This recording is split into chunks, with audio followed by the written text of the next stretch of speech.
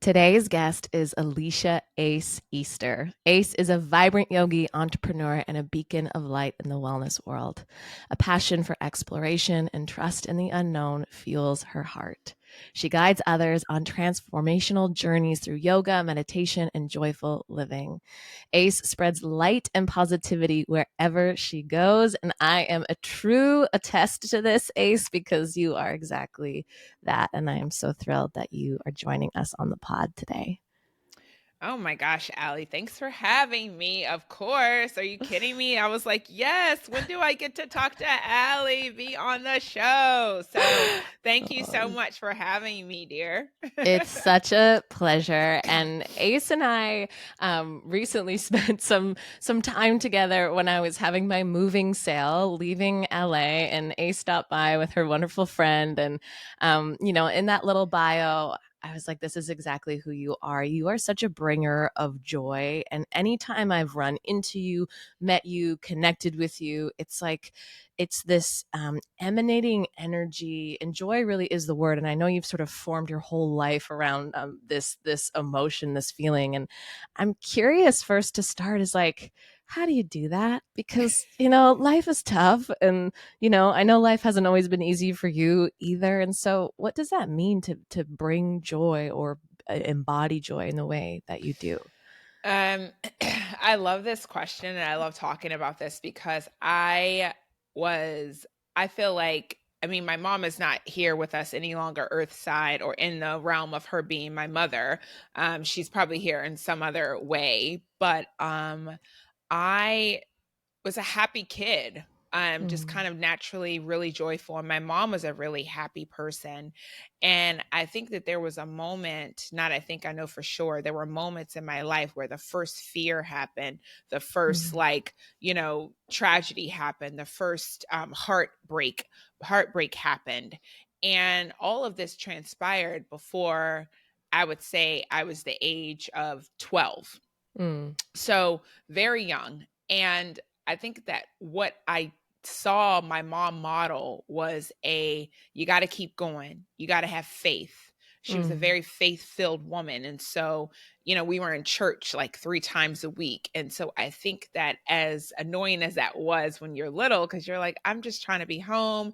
I'm not trying to spend all this time here. I want to go hang out with my friends. I want to play sports. I want to sleep. I want to be eating, doing anything but being here.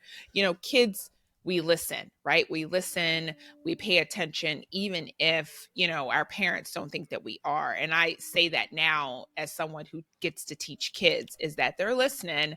They might seem like they're not paying attention, but they hear. And so I think that seed was deeply planted inside of me long, long ago to help me eventually navigate these moments of trials and tribulations that came along in Mm. my life. Having my mom and father pass away before I was 20 years old. So my mom died when I was 19. And I believe my father, he wasn't an active participant in our life. So I heard through my grandfather, his dad, that he died in 1999. And so I was 16 or 17 years old.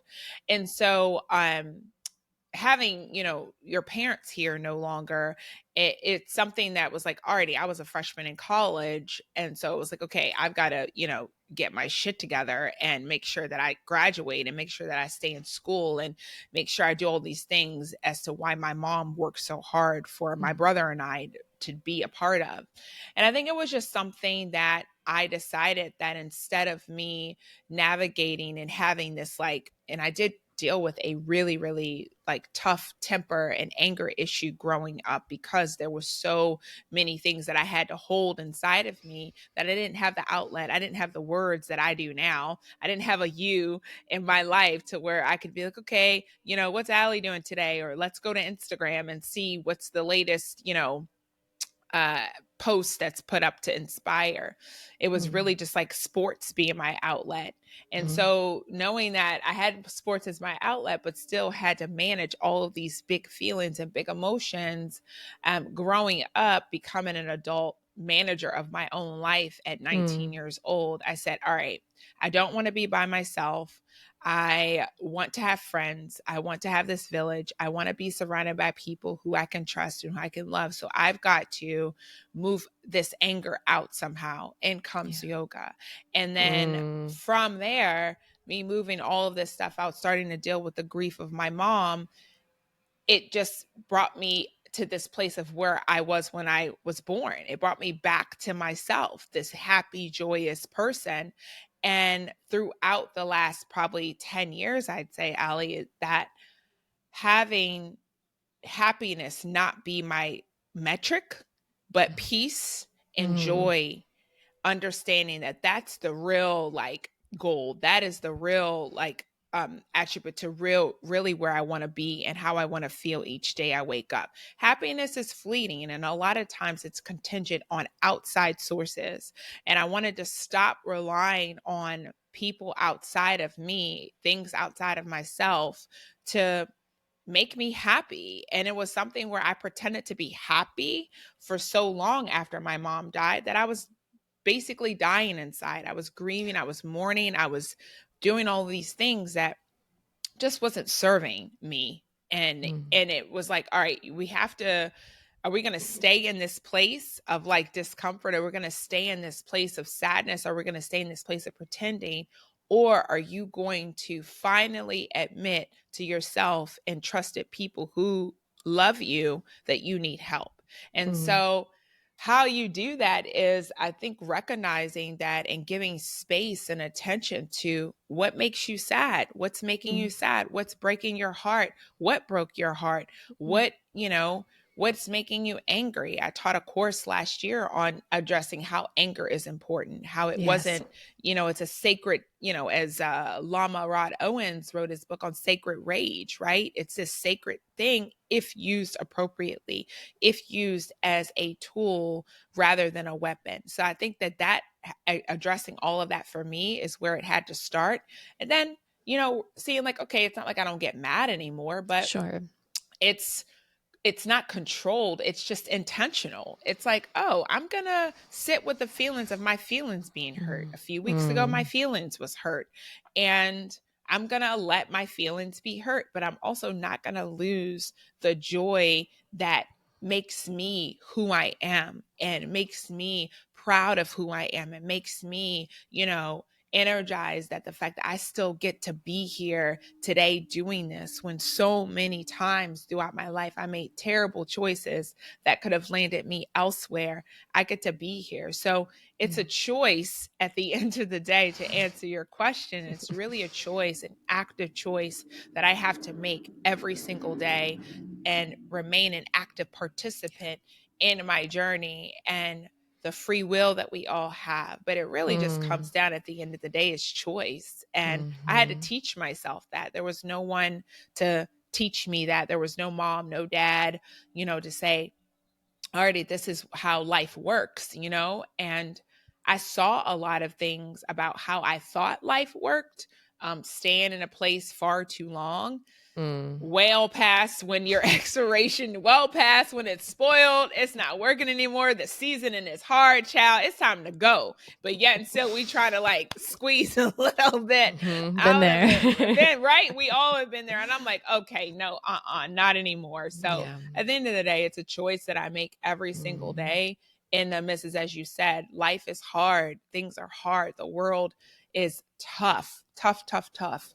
um and especially as someone who, I think the beauty in knowing where my parents are Mm. in the ethereal realm and the spiritual realm, and maybe even being reincarnated here in a Mm. different place, knowing that, all right, I'm not alone, and that brings me joy. But then remembering that I don't need happiness to guide me. What I need to feel is joy and peace every Mm. day. And so if I'm on that path, then I feel like I'm making the right choice. And so, Mm. yeah. Ah, thank you. That was so, of course, everything I needed to hear, and I'm sure everyone listening needed. And it's interesting, there's a lot of parallels. My mother lost both of her parents at similar ages, and I actually have a lot of people that have dealt with a lot of loss and grief. But what I see, sort of, maybe it's generational for them, but this sort of feeling of not being able to access them. They're gone. It's over. And I always think, but the signs and the synchronicities and the feeling of the people that have passed. And I'm curious, what does that look like for you? Do you have days where you go, "Hey, mom, I feel you. I see you. You're in the butterfly. You're in the bird," or the communication between you and the sort of spirit realm? What does that look like for you? I did this thing a couple years ago. It was during 2020, I believe, and it was a ancestral, and I might say this word wrong, renovation, not renovation, but it was some word that I can't pronounce right now, where I made peace with my father and I Mm, had to forgive my father. And as I mentioned, he wasn't an active participant in our life. The last time I saw my dad in the flesh was when I was 2 years old. mm, And like I said, he passed away in 1999. So my mom was, a single mom. She did remarry for a while. And that, was an unfortunate, it was, there were components of what I would think how a father should be, but there were mm. a lot more components where I was like, okay, this is the exact opposite of what I think, how I think a father should be and the man I would ever want to be with. And so making peace with my father and forgiving him for in his spiritual realm was something that I didn't know I needed to help me heal the relationships that I've have with men, in this life. Right. And then, so after doing that, there were moments where I was like, okay, I would be writing, journaling, and then I would feel my father, or I would be doing cooking or doing something fun or silly, or I heard that he was like the life of the party, which I was like, oh, okay. That's, I get it honest, right? I'm, go in, big personality, and that's what, that's how he rolled, is what I've heard through the grapevine and from my uncle who I connected with a couple years ago for the first time, and my half brother. And so having those moments have been really cool. And for as far as my mom goes, the same thing, realizing that, oh, I had to forgive my mom in her spiritual realm as well. I have a retreat coming up next week, Desert Oasis Honoring All Mothers retreat. And it's the first retreat for my workshop that I do every year called Honoring All Mothers, in honor of my mom who passed away. And it's a space that I hold not just for my mom, but anybody who's lost their mom, anybody that is a mom, anybody that, wants to come and bring their mom, or what I learned over the last few years, heal the mother womb. I didn't even know that was a thing. I didn't even know people had, tumultuous relationships with their mother. And because I didn't, or I didn't think I did. But Mm, then there was a lot of guilt that I felt for being mad at her because she died and she wasn't here anymore. So I was like, how can I be mad at my mom? She mm, did her best, and, but she's passed away. But I also felt like she could have done better. And saying that out loud mm, was a really big aha awakening moment for me, because it's like, yeah, she was, she made sure we had food, clothes, the basic necessities that a parent's supposed to do, that you don't get a gold star for that, in my opinion. That's just like, okay, that's your responsibility. But there were extra things that she made sure that my brother and I were able to do, where it was expensive, and she made sure that we were able to participate in any capacity that we could. And so there was the both and of that, right? Forgiving her, but then also being like, thank you so much for making me who I am today, instilling so many things in me today. Me being able to play sports from little all the way up through high school was imperative to me being who I am today. Is team sports paramount, so yes. important. Even if your Yes. kids don't continue it after college or whatever, but playing sports is so important. It's just Mm, having any sort of group team component where yes. people are relying on you and you're Yes. having to be held accountable, and then also be a leader, Yeah. right? So doing the forgiveness exercise for her in her spiritual realm really helped me too. So now I have these moments where I just saw my friend Gianna, who's an amazing acupuncturist and intuitive here in LA. She's incredible. And I had a session with her on Thursday. The anniversary of my mom's death was Saturday, April 20th. She died 5 days after my birthday. So my birthday is always this mixed bag of emotions since, for the last 22 years. And I had this amazing healing session with Gianna, and she shared with me that my mom was here. And I was like, what do you mean? And she said, she's already being reincarnated back here. She's not gone. She's nearby, and she has been an active participant in helping me and guiding me, and wants to know that she is here for me. And that brought so much solace to my heart that I was like, whoa, I was not expecting this in the session. And so having it be that Thursday before the anniversary of her death and this past weekend, feeling different than it has in the last probably ever, right? Like really ever, because I had someone who I was dating in a relationship with who had the same birthday as her death anniversary. So being with him for 7 years always took the focus off the sadness that I'd felt. And also my best friend growing up, her birthday was the same day too. So I always had kind of these like buffers. But then when we ended our relationship, it was like, okay, I'm really sitting with these emotions right now. Going back to where I originally said, it's like, listen, you can all you want pat it down, you can escape it, you can celebrate it away, you can however you want to escape it for the moment. Whatever true emotion you're feeling, it is still going to reside, it's still going to be there until you give it the attention it deserves, so that you can free it, right? And so that in that moment, then I ended up having this beautiful weekend, completely, spontaneous, and it was perfect. And it was a perfect way in which I felt like, okay, my mom is here. That is so cool. And I feel that. And I feel that every day. And there are moments where I sometimes will forget that she has passed away, and reach to call her in moments where I'm like, oh, I wouldn't tell my mom about this. And when I have those moments, I call my brother. Right. I call my brother. We're 2 years apart. He's incredible.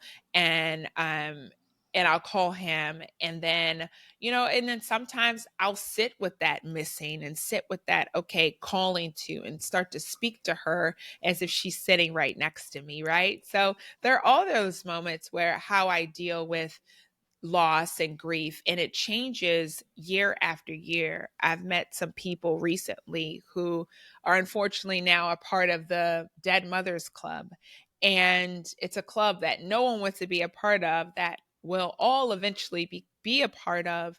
And I feel that, and I see so much of them, because some of them are a lot older than I was when my mom passed away. But I feel like there's so much that, and again, and I say this with as much respect and love for my mother and missing her daily, but there was like a purpose for my life. And a lot of it has been evolved, and a lot of it has been actualized after the passing of my mom. And not that I wish that I'm glad she's not here, because that's not true at all. But there's some things that happen to us at certain times. We don't get why it's happened, and we don't get why it's so hard. We don't get why us, why me, until you get to a place where you're like, oh, I see now why. So I can be someone who can chat with these women who are going through this, or chat with these people who are going through this, or be some sort of like, like, okay, well, gosh, Ace has been able to do this for 22 years, and she was, perhaps maybe I can, but it'll take time, right? And I want people to give themselves grace in so many areas of their life, but especially when it comes to the passing of a parent. Mm. So having that like conversation with her, like, thank you for birthing me. Thank you for guiding me. Thank you for gifting me with your face, your legs, your smile, your teeth, your my hands, and but also thank you for reminding me to be myself and to empower me to stay myself, because she know who she birthed and I wasn't, I mean, I'm an angel. But, Obviously. obviously, but I was an asshole also Same. growing up. So it's like, girl, we did it. And it's like, you didn't give up Mm. on me. We did it. Mm, So thank you for mhm. that. Mm. I love this because it speaks to it can be both, and it's not this linear thing. It can say I love you and thank you, and it hurt and it was screwed up sometimes, and I can be in grief and I can be joyful, and it doesn't have to be just the one thing. Right. And I think sometimes with grief, I know everyone says that it's not linear, and even though we say that, we still think I should be over this, or I shouldn't be mad at a person that's no longer in this realm. Shouldn't be mad at my mother. She gave me everything. But I think and kind of going back to the sacred rage and honoring that there's anger here. And I love that everything you're saying is you're just running in the direction of the pain, running in the direction of the grief, running in the direction of the feeling versus avoiding, because we know what happens when we avoid. We get sick, we get depressed, life starts to sort of downward spiral. And so you're meeting, this is something I so appreciate. And I'm so glad, I love the way you're articulating it, is like, meet the thing that is here as it comes. Mm-hmm. Then when we're able to do that, it's not to say that it's easy at all. It's maybe simple, but it's not easy, and those things are different. But I'm going to sit here with what is occurring inside of me. And sometimes the feeling feels like it's going to kill us. Yeah. And sometimes it feels like if I meet this feeling, I don't know what's going to happen. Right. But it's like for me, it's like, you know, looking underneath the bed for the boogeyman and seeing, oh, it's not there, or it's Yeah. not as big as I thought it would be. So sitting with the feeling and allowing yourself to feel the sadness, feel the grief. But I love that you can simultaneously hold the joy. And I just never truly, and I hope you can hear this and receive this, I've never seen anyone do it so gracefully. Oh, It's really profound. And hearing more of your story and understanding more of where you're coming from, it's like even more significant, the type of energy that you bring into this life. So thank you for doing your work. thank you Thank you so for much. sitting with the grief. Thank you, because and my teacher always says that, it's a gift when you do the work. It's a gift, not just for you to get through your own life and your day to day, but for everyone else. And so this work that you've done and now showing up in a leader in this industry, that's really how I see you. And you're such a light. And I love that you're working with kids and teens and adults. So what was the shift for you to say, I need to share this. I need to go be with the children. I need to go be with the motherless daughters. I need to go bring my gift out, because Mm, that's a hard piece. You can get it, but then the next step yeah. to Yeah. leadership is a whole other thing. Yeah. Because you're just like sitting around like, well, I don't know. I got to Like, build a website. Like, how do I do this? Yeah. and it's like, oh, I do know. Okay, just one step at a time, allegedly, is Mm-hmm. what they say people do. But as an Aries sun, it's like, what's up, no, let's just go. And that's exactly what I did. So when I moved here to LA about 13 years ago, I found this. I'm not even really sure how I did, but I found this group called the Hirschberg Foundation for Pancreatic Cancer Research. And I started volunteering there. And I told my ex at the time, I said, gosh, if more people in LA volunteered, they would be less sad and less worried about making it. Right? Because it takes, I mean, let's just like call it what it is. They would be less sad and less consumed with themselves and consumed with whether they are enough. When you volunteer, it's not about you. So you're not even thinking about yourself, whether it be for an hour or a half day or a full day. And so having so volunteering there, having run a couple 10Ks and then ran the LA marathon with them as well a few 3 times, it was like, okay, I love this is all in honor of Mama Cynthia, my mom, Teen Cynthia, just kind of creating this team of my friends who I would say, want to be fun to come out and run a 10K? And some would be like, no, girl, we'll see you after for brunch. Or, yeah, sure, let's do it. And then, having one of my best friends who knew my mom growing up run a marathon with me. And that was really Mm. cool, just kind of in honor of my mom. And so I took that and just kind of how I operate is like, oh, okay, I like this. What can I do more? What can I add to? How can I add this? How can more people know about it? It's why I started teaching yoga was Mm. after I took my first class, I looked around and noticed there was not a very diverse group of people teaching or practicing. And so I said to myself, oh, I can do this. I want to teach this and I want to bring this to my community, and that community that looked like me, community from that never even heard of yoga. And so for me, I get an idea and I run with it. And so oftentimes it's a feeling. And as I can say it now, I have the words, it's like this guiding, just kind of like from God. Yeah. So that inspired me to start this foundation of hosting workshops in honor of my mom. And it came after I really set up roots here in LA. It came after I said, all right, I'm not going anywhere. I had this job after college where I lived in a new city and state every 6 to 8 weeks. I was traveling a bunch and I wasn't set up, I wasn't rooted anywhere. So after being rooted in LA for a few years, I decided, and then getting my yoga teacher certification, starting to teach at a yoga studio, White Heat Yoga here in North Hollywood, said, okay, I think that I'm now ready to hold space for people during Mother's Day who might be sad like me. Mm. Hope Edelman wrote an amazing book, Motherless Daughters, and she's an incredible person. I know Hope well. I've taught at a few of her retreats. But again, it wasn't anybody who looked like me from my background, my age demographic that was holding space for women who might be dealing with the death of their mom. So I said, I want to do a workshop. And so I held my first workshop 7 years ago, and it was beautiful. I had a friend, we did yoga, sound bath, some journal prompts, and we had an altar to honor our moms, and we had an altar to honor our moms who were still here and those of who passed on, and also honor where, that's I said, where I learned about how people have a strange relationship with their mothers or not the best relationship. So honoring them and their connection to whoever they call mom. Mom-like figures is what I say, aunts, grandmothers, godmothers, sisters, teachers, anybody you felt as like a mom-like figure, let's honor her. And even that's Mother Earth, then that's Mother Earth, right? Who's all of our mothers.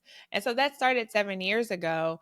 And I just felt like it was time. It was like, I'm using this sadness that I held, this grief, this mourning that I had for so long, and didn't know where to put it because no one was helping me.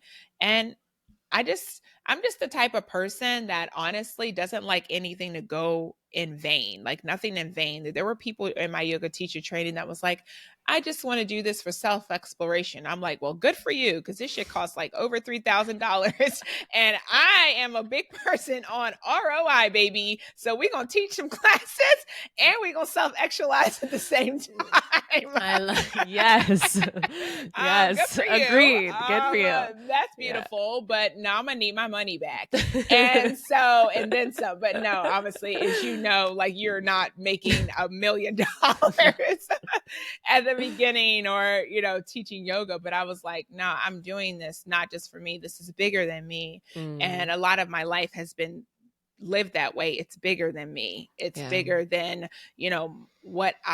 how I've lived. But then also understanding that I have paid my dues in the sense that I have lost both parents before I was 19 years old. I have been through trials and tribulations that, I mean, like, I just can't even, I don't even, have the words for at this moment, that I'm still moving through and healing, of course, because that's life. We're all works in progress.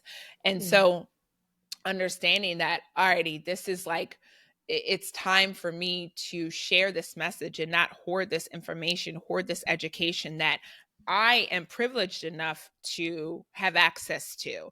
I seek out. I have this mind. I have this heart for a reason. And Mm-hmm. it's because to gather information, to learn, to inspire, not just, um, but also not just for other people, but really for me to remind myself, like, hey, yo, you're doing this because you're supposed to. Yeah. And this is who you're supposed to be sharing it with. And this is how you're supposed to be sharing it with. So being really a good steward and a faithful, and faithfully committed to my purpose here. And when I start to kind of get in my own head Yeah. or like, get sad and get down and out and worry about things that just like don't even matter, I have to come back to that. I come back to like, okay, why am I here? Why am I living in one of the most expensive cities in the world, and where I could be living somewhere else? Why did I say no to that relationship that I was in? Or I could be easily married now and have kids and all these sort of things, which is Sure. like what I desire. It's because I was supposed to go through something in order to have Yeah. this message that I'm sharing with people who I'm just always grateful to listen, whether it be one person or 1,000 people. It's all the same to me because someone, whatever message that I have that day that's channeled, I get to share it and in hopes that people listen. And so having staying in this realm, staying in like, I have this idea, I'm supposed to do it. The same with kids Mm. yoga. I'm an animated person, and I had a friend say to me, you're so animated, like, why don't you teach kids yoga? And at first it scared me because I was like, oh my gosh, children, it could be scary. And also I understand the tenderness of it because when I was a Mm. kid, having someone guide me and mold me was so much fun, but then also just like you remember that forever. So I just wanted to make sure that I was ready and the right person. And then I loved it. And then I started it during the pandemic on Zoom. And then it's just grown into so many other beautiful opportunities for me to be at a preschool, be at a middle school, and uh just continuing with, in this realm of like just kind of listening to what I just at the end of the day, to answer your question, I just do what I'm told. Honestly, I do what Yes. I'm Yes. told. I'm faith filled. Yeah. God, where am I supposed to go? What am I supposed to be Yeah. doing? And like during the this most recent eclipse, which tipped me over and poured me out, and like, Same. and not a cute nursery rhyme way, but No. really No. was like shaking me out. And I was like driving to teach a yoga class, and I said, God, please remove all distractions, people, places, and things, situations that are not in alignment with where I'm supposed to be going next. Just remove them. Mm. And even if that's me needing to be set down, taken out of situations of where I want to go and what I want to do, please just guide me. And so that's just kind of how I've always moved. And anytime I'm not moving in that way, something always happens, something always like falls apart. Somebody always like, drops the ball, or I drop the ball, so just following the signs more than ever, especially lately, just following the signs and doing what I'm told. I wholeheartedly agree, and that is my same prayer always. What would you have me do? Where would you have me go? And we're really speaking about service, and that is what this life is about. You want to get out of your own way and your own grief and your own pain, go serve. Go exactly what Period. you said, where your heart breaks. Go where you're being tugged in the heartstrings, and go be the person that you needed. Go be the person that people are needing. And that is what gets me out of my own shit 10 times out of Yeah. 10 is go be in service. And to me, and it's interesting when you talk about the eclipse, because to me this eclipse season felt like there is no going back. No. You can't go back to who you used to be. Stop looking in the rear view mirror, look forward. You are who you are now. And even if you want to kind of crawl back to the comfort zone of the past and cling, it's like you can't walk forward. And even if you don't know, and that's certainly the journey that I'm on right now. And to me, it sort of feels like this trust fall backward into Mm. life versus so much of life I felt like I had to go and chase and take on and kind of force. And now I'm really like, what happens if I don't force life? What happens if I don't swim upstream and I let God take me where I'm supposed to be going. And to me right now in this season of my life, it actually feels like I'm not going backwards, but I'm kind of just weight is in my heels. And the universe is kind of coming and just showing me where to go. And that's why I left LA. That's why we're on this whole new journey, is because I'm just listening to what life has to say. And certainly there are many times in our lives where we don't listen. And then there's, and that's okay too. You're walking backwards on the path. You're still on the path. But I think it's really, it's a powerful place to be when you go, okay, I'm not her anymore. And who am I now? And the calling is big, and I'm sure you're being called up to some pretty big things when you listen, because God doesn't want us to say small. No, not at all. Not at all. Yeah. Not at all. And the class that I've been teaching this week has been on the root chakra. And I, for a long time I talk about, and at the start of the class, I talk about how, my root, the foundation, was like so rocky growing up. And so when I was out of my mom's house and she passed away and it was, all on me, I said, as long as I'm safe, I'll be fine. So whatever it takes for me to be safe, I'll be fine. But then also getting a job, living in a new city and state every 6 to 8 weeks for almost 6 years, that became routine. But for some people, that's safe for you. It was safe because I knew that that's what it was. It was a ritual. It was my routine. The moving, the constant change was routine for me. So I felt comfort in that. And having, and so then quitting that job, moving to LA, getting a job where I was at for a couple of years, and then getting another job where I was at for a few years before I resigned and started working for myself, staying places where, okay, I got a job, because in the back of my head always was my mother, got to go to school and get a job and make sure that you're safe, make sure you can take care of yourself. And so for me, it was like, okay, I have to save these jobs because they're going to pay my bills. And I can't take this leap of faith because I don't have this big trust fund or inheritance or all these angel investors or anything like that to fall back on. It's on me.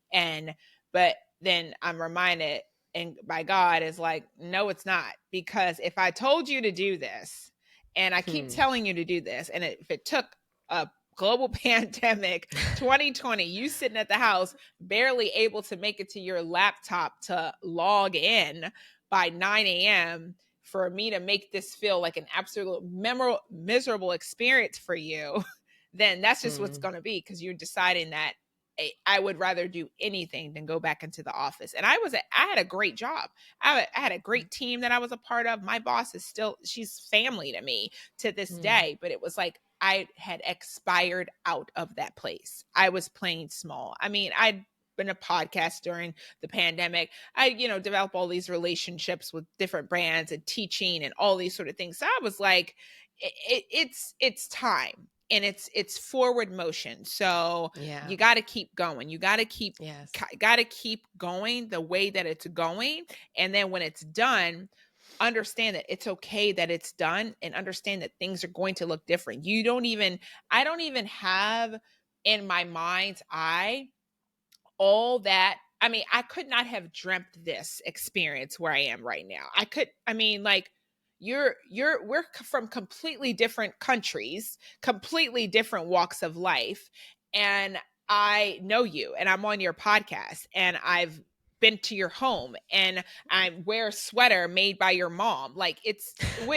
There's nothing in the vision board of life that can map out every single detail. It has to be trust and faith, and how may I serve, and what is my purpose above anything else, even if it takes a leap of faith, even if it takes already, I don't know, I've got $5,000 in my bank account right now, and I just resigned from a job where they were paying me over 6 figures, and now I'm my own bank. 4 years later, I'm still here, right? And there are moments because I trusted and I got out of my own way. Not every time. Sometimes I was like, dang, I, should have, right? We can do that all over ourselves. But the end of the day, trust that that was not for me. What is for me will be for me. And nothing that is for me will miss me. Nothing that has ever been for me has ever missed me. I applied to one college and I got in.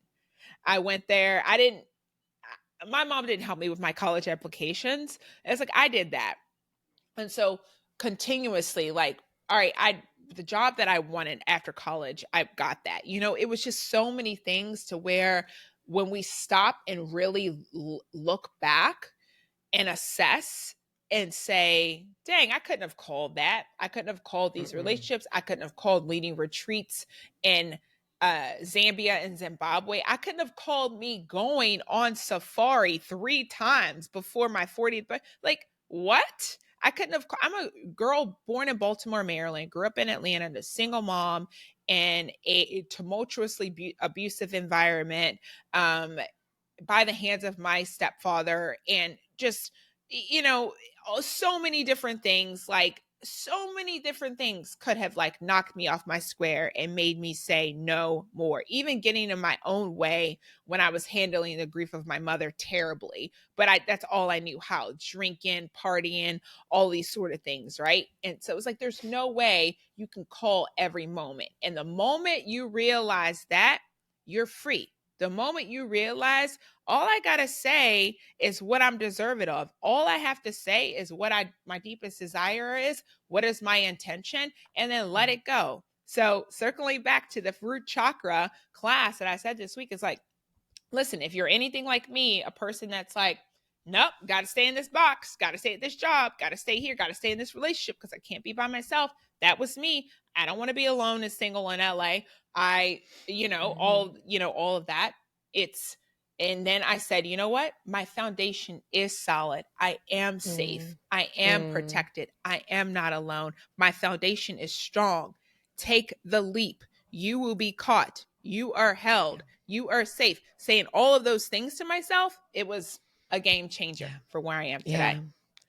I love that. And the root chakra work is so important. And I think this is sometimes the spiritual community misses. We're like, let's just talk about all the three ones up here where it's all like love and light and great. But if you don't have your foundation, you have nothing. And one of my favorite root chakra mantras is, it's safe to. It's safe to be free. It's safe to be me. It's safe to be joyful. It's safe to have money. It's safe to be successful. It's safe to leave LA. It's safe to whatever it is, but it's safe to. And I just play with that all day when I feel like, the fear moving in. And sometimes I feel like you sort of have to not baby the root chakra, but it is that little inner child that kind of lives in there. And it's kind of going back in and saying, it's going to be okay. We're going to be okay. I got you. We got this. And that work came into my life in a big way. Only a few years ago, I think I really understood how integral foundation is. And I love what you said, like, it doesn't have to mean you're rooted down somewhere. For me, I'm fully nomadic right now. We don't have a home right now. And I feel safe in that. But I do that work every single day, especially when the little one in me goes, yeah, but are you sure? Yeah. And that myself is my home, and my meditation practice is the place that I come to remember and talk to God. And I'm curious about your practices. What allows you to come back home to you, and how do you talk to God, and how do you move, and what are the things that fill your cup, the soul vitamins for you?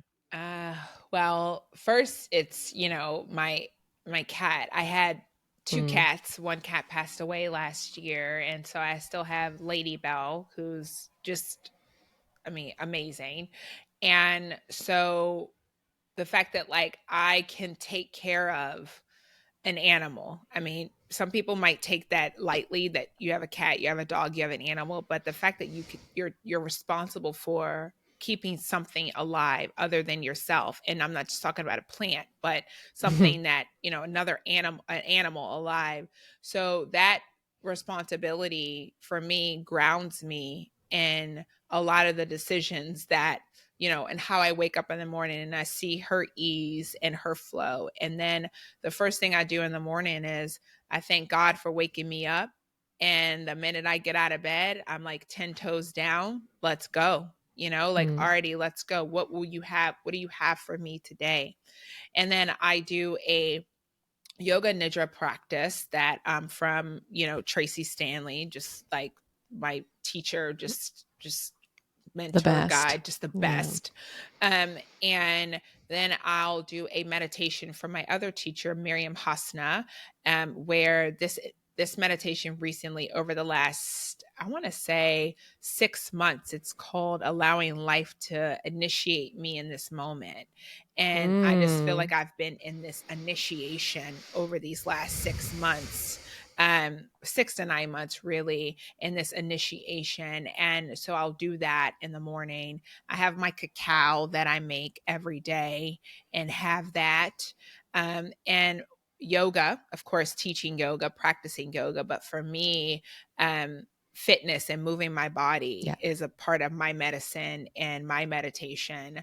And over these, like, since the start of the year, I've really been in this space of hobby, because I'm sure, Mm. as you know, as a person who works for yourself, you end up teaching, you end up learning something, and you end up teaching it, and then becomes something that's monetized. And you're like, okay, so what's my hobby again? Like, dang, What's the next thing I can do? what's the next thing I can do that pray? I mean, if it's for me to teach, then I'm gonna teach it. But I've Sure. really been enjoying voice lessons. And so Mm. doing that has been a reminder of the power of my voice, which I struggled with until I started my yoga teacher training. That just kind of brought up so many different emotions, so many different things. So I'll have a voice lesson once a week. I recently started surfing. And so having, like, being out on the water, doing something completely, like, just new and different for me, has just been something that's just been a new challenge. And then, my practice and talking to God, I keep my plants alive, and I get in my car. And again, this is something that I think that, we sometimes take for granted, is like, God, I pray that I make it to my destination safely, and all Mhm. others on the road make it to their destination Mm. safely as well. And just in this constant, I never stop praying. Praying never ceases, right? And that's a scripture, and I can't remember though what the scripture is right now, but it's something where it's like, just staying in constant prayer and constant gratitude for my life, and making sure that I'm making the best choices as best I can, right? Like, I eat good food, but sometimes, like, it's your birthday and you are filled with all these treats, and your friends, who are supposed to be your friends, bring you all this beautiful chocolate, and you're forced to eat it. And it's like, thank you so much. But I love you. Bring more. And just really having just being in this place, honestly, of like, I'll go on walks, I go on hikes, and through my work, through really the work that I do, because I do a lot of different things, but they all connect. And so Yeah. I think the biggest way that I talk to God, and the biggest way that I stay grounded and in what I'm supposed to be doing, is ensuring that every single thing that I do is intentional, as best I can to be intentional, as best I can to not overwhelm myself, overwhelm my schedule, which has been something that was a work in progress with, because a lot of time I used to think that meaning, purpose, productivity, having a full schedule was like, meant that you were doing something, meant that you were like making waves, meant that you were enough.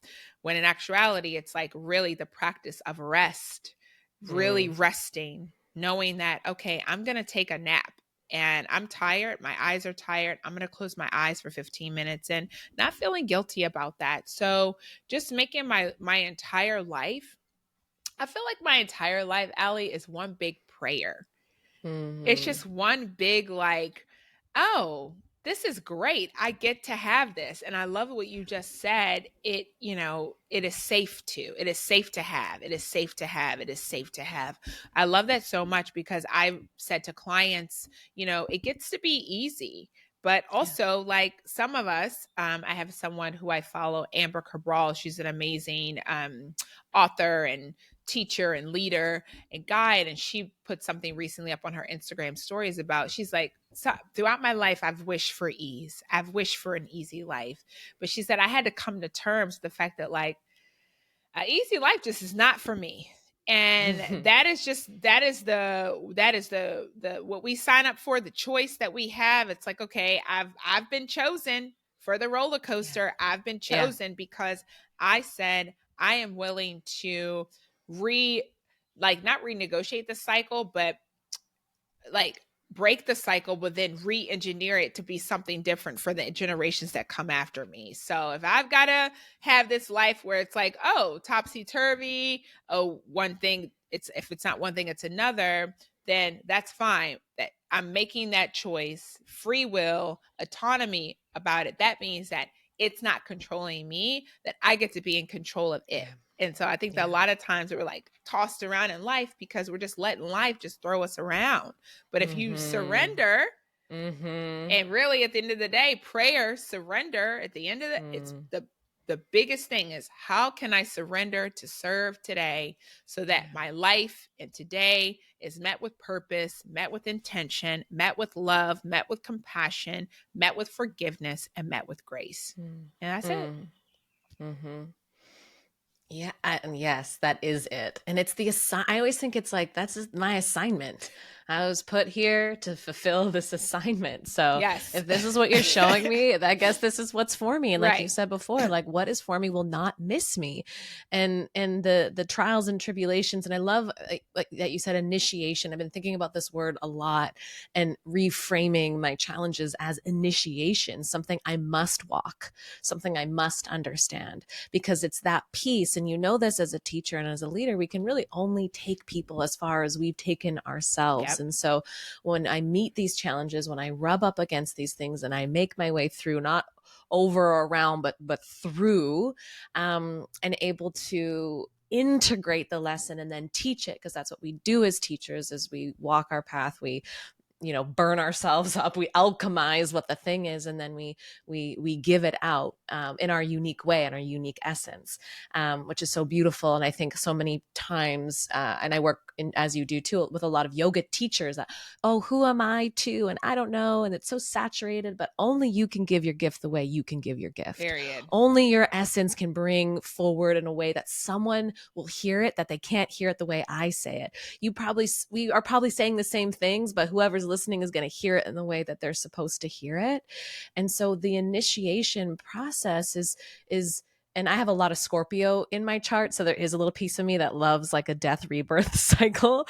Every time I go through a breakup, I would be like so devastated, but there'd be a part of me like, yeah, Yeah. like let's burn this up. Let's learn these lessons. Let's go.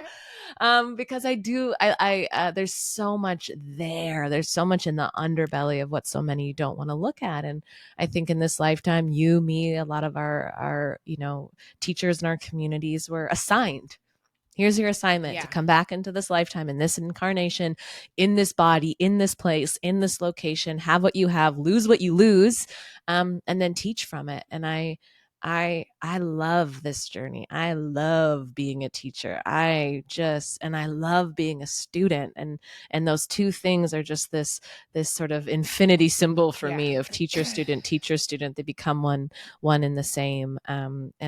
And when you look to every person as your teacher, this conversation, you've taught me so much. It's such a gift, to learn from you and your experience and your unique essence. So anyone that's listening to this is like, who am I to da da da? No, who are you not to? Go. Yes. Like you said, get after it. Go be in service. This is what the world needs, is Yep. you. Absolutely. Yeah. Absolutely. Absolutely. Yeah. So we've talked a lot about God, and I know lots of people have different words for it: spirit, the divine, universe. And one of the questions I love asking my guests on the podcast is how do you define that for yourself? I know you grew up in the church and then have this yoga practice, and I'm curious if your definition of God has shifted or changed, or even in loss and in grief, has the definition shifted and changed? My definition of God, I guess, trying to think if I've really if I've thought about defining God, I think that God is in the eyes of children. I think Mm. that God is in the way we shed tears. I think that God is in the way we love. I think that God is in the way that we like serve. I think that God is in the way that we allow ourselves to show up, how we show up for ourselves. I Mm. think that God is everything. God is everywhere. God is, and my relationship with God has deepened tremendously in um through my yoga practice, through my um practice of work and serving and being a good steward. I think God is in you. I think God is in, the work that you do and the work that I get to receive. And so many other people who are listening and who have been guided by you, the thousands and thousands of girls that you mentor and hold space for. I think God is there. I think that um, God is God is in Africa. God lives in Africa. I think God lives in Africa. God visits other places, but God lives in Africa for sure. And I think that God is like, this, not a gender. I think that God is not, in this one box of how, I think that God is not a punisher. Don't, God is not someone who, um, you know, vindicates as far as like, if a person is different, has a different way of thinking, they're not better or worse because, that because of whatever. I don't think God is religion. I think that Mhm. God is very much spiritual and very much personal and very much purposeful. So if you have trust and faith in yourself and you have this village, that's God. If you don't have a village and you are struggling with trusting yourself and believing in yourself, then where's your faith? What do you Mm. have faith in? Maybe that's your Mm. God, right? Like, so I believe that anything that how people can best show up as them best selves in a very like commanding but gentle, a very kind but also like firm, a very like God is just this omnipresence of just grace, right? So if you Mm. can offer grace to yourself before you walk out the door, if you can offer compassion, understanding, forgiveness, tough love, a stern talking to if you need it to yourself, that's God to me. And I believe that's why I am the way that I am, is because I have just operated in a place as best I can of love. And when there is Mm. moments of me needing to learn, I believe that God is in remaining coachable. God is in remaining flexible. God is in remaining agile. God is sometimes remaining in going with the flow, because not everything has to be an argument or a fight, and you don't have to win, whatever that is. Sometimes um, God is just in just letting people be who they are and really accepting them. If they're not hurting people, if they're not hurting themselves, it's a lot, as we all know, and those who are listening know, it's so much happening in the world, and so many people have their opinion and on what is right, what is fair, what is Mm. God, what is owed, Mm. what is due, what is not God. Then and that's, there's space for that as well. I think that there's space for, and it's necessary to society, as much as we would all like to just live in this love and light rainbow unicorn existence.